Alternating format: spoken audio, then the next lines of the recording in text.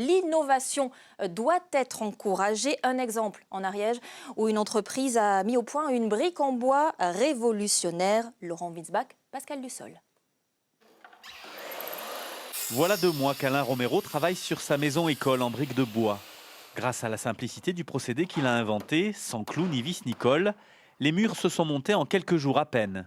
Et ce, malgré une météo capricieuse et de nombreuses visites. Le chantier a été beaucoup fréquenté.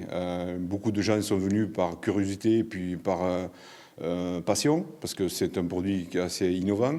On s'est rendu compte que beaucoup de gens se sentaient concernés parce que ça permettait de donner facilité à des autoconstructeurs, à des professionnels, à pas mal de gens.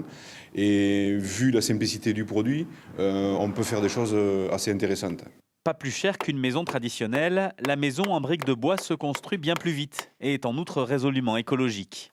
L'idée est de fabriquer les briques au plus près des chantiers.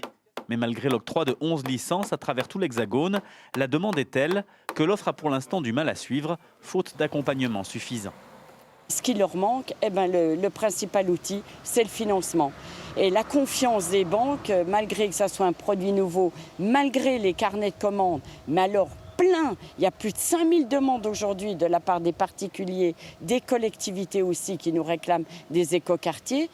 Là, il faut faire quelque chose. Il n'y a plus que la volonté politique pour arriver au bout. Déjà remarqué dans les ministères, le procédé révolutionnaire doit prochainement être présenté à Emmanuel Macron, avec l'espoir que les pouvoirs publics se mobilisent pour que cette invention Made in France puisse créer des emplois ici plutôt qu'à l'étranger, où plusieurs investisseurs lorgnent avec envie sur la licence.